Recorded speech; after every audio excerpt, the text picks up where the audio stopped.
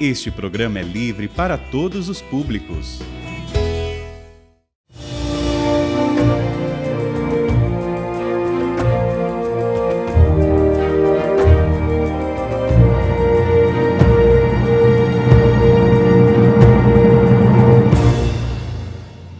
Olá, irmãos.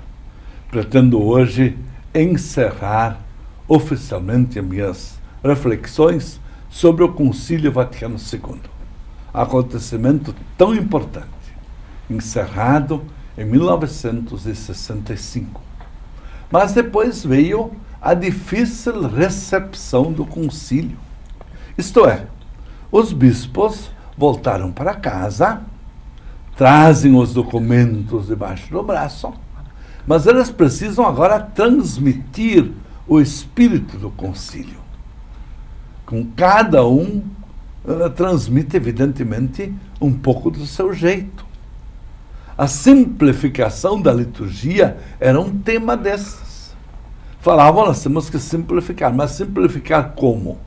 Muitos foram abolindo demais. O santo sai dos altares, as casulas desaparecem, os coroinhas acabam, os turíbulos somem, os confessionários desaparecem, até a água benta termina. Seminários fecham. E nós ficamos sem breviário, sem direito canônico, sem catecismo. Tudo simplificado, improvisado, e o povo sofre. O povo sofre. Veio o Papa João Paulo II e a reconstrução. O longo papado de São João Paulo II foi, sem dúvida, uma bênção para a Igreja pós-conciliar. Quando ele tomou posse como Papa e saiu lá daquele país lontano, como ele falava, veio para Roma. Depois ele começou a viajar pelo mundo. Ele percebeu muito claramente que o concílio que foi para estes países não foi bem interpretado. Então, ele começa com os diversos sínodos e realiza sínodo sobre todos os temas, especialmente sobre a família, sobre a formação sacerdotal, sobre o clero, sobre o padre e assim por diante. A promulgação do direito canônico. O Papa não descansou até que estivesse lá pronto o direito canônico e ele mesmo estava lá coordenando essa promulgação. Depois ainda veio também o catecismo da Igreja Católica. O Papa achava que era importante termos de novo um catecismo da Igreja Católica. Trouxe para Roma o cardeal Ratzinger, que praticamente foi assim o grande autor do catecismo da Igreja Católica. Depois ainda fizeram uma síntese para ser mais fácil, para ser usado por crianças e por jovens, uma simplificação do catecismo. Os últimos anos do seu papado, João Paulo II dedicou-os praticamente inteiramente à Eucaristia. Escreveu Eclésia de Eucaristia. A Igreja provém da Eucaristia. Foi o grande documento do ano 2002. Depois veio a Eucaristia, o ano da Eucaristia. Um ano todo para estudar e aprofundar a Eucaristia. Realizou um sínodo sobre a Eucaristia. Todos lembram que resultados fantásticos aquele sínodo sobre a Eucaristia.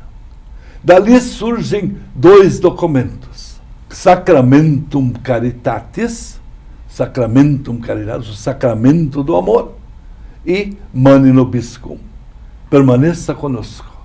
Foram os dois últimos grandes documentos da vida do Papa João Paulo II.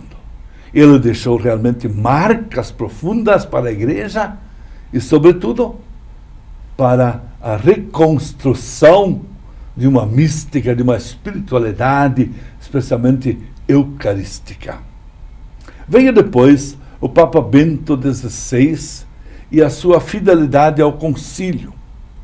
Durante os anos do concílio, o jovem padre Joseph Ratzinger era um jovem teólogo, assessor dos bispos alemães, por isso estava presente lá nas rodas do Concílio Vaticano II. Até 1976, ele foi professor e transmitiu o conteúdo do concílio em suas aulas de teologia na Universidade de Münster, na Alemanha. Depois, ele foi nomeado arcebispo de Munique.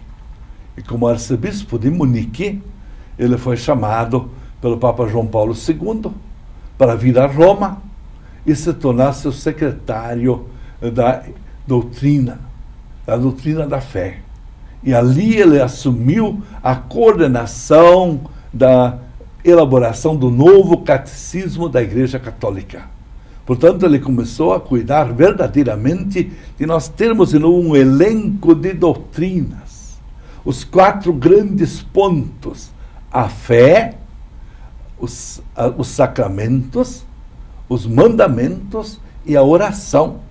Os 4 grandes temas do Catecismo da Igreja Católica.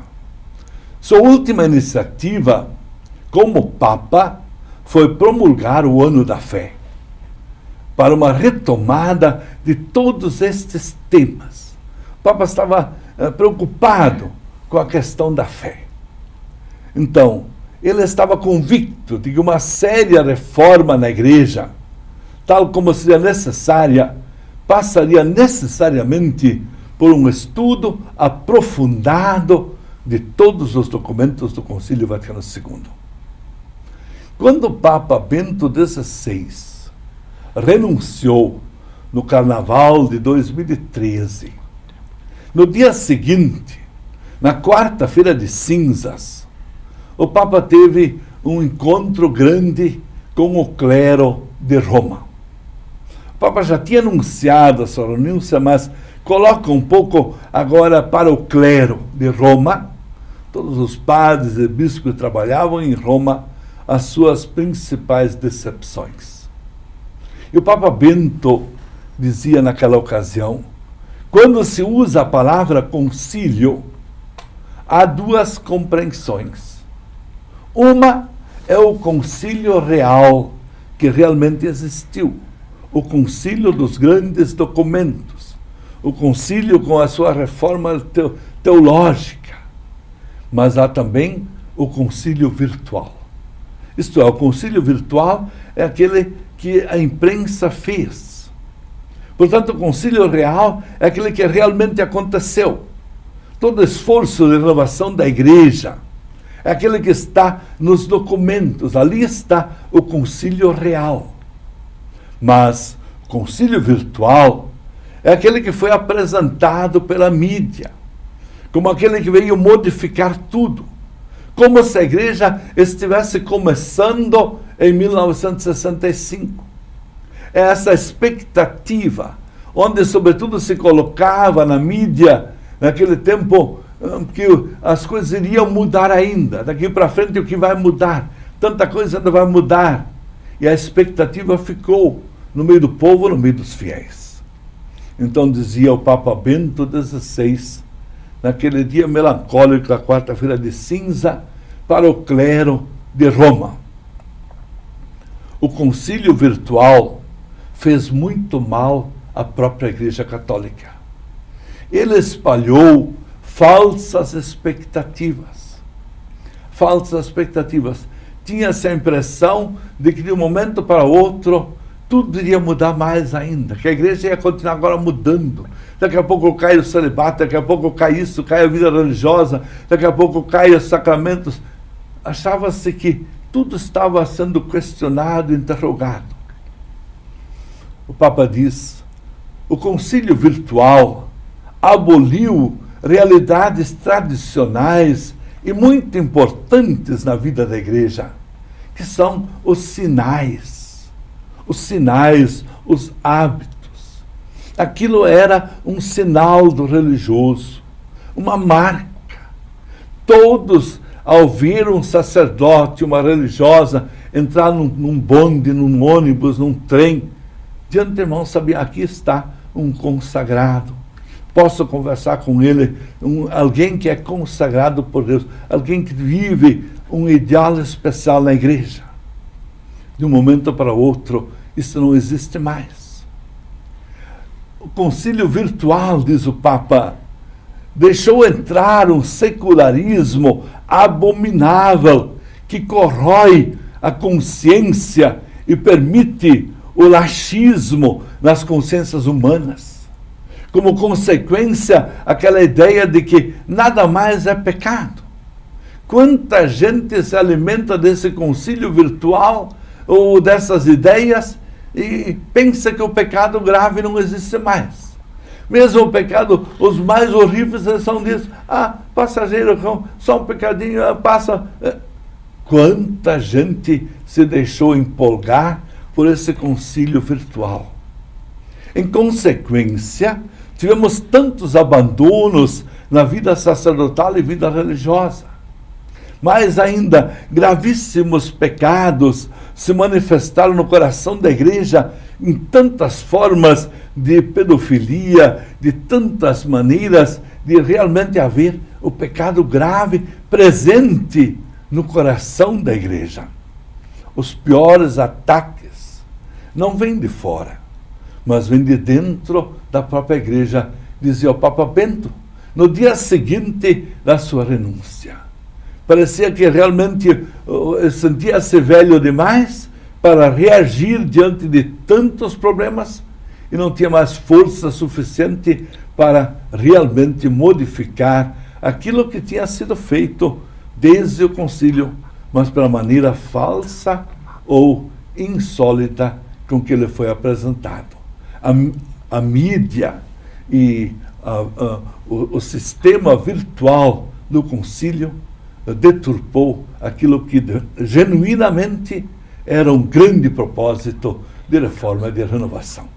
Bem, aqui nós concluímos essa história da igreja, porque aquilo que vem depois, vocês já conhecem, o povo conhece, todos sabem, são consequências de tudo isso que nós falamos, e temos hoje o Papa Francisco, que veio justamente como uma nova esperança aqui da América Latina para o coração da igreja. Ele está lá fazendo um excelente trabalho. Desejo a todos alegria neste estudo, com a bênção de Deus Todo-Poderoso, Pai, Filho e Espírito Santo. Amém.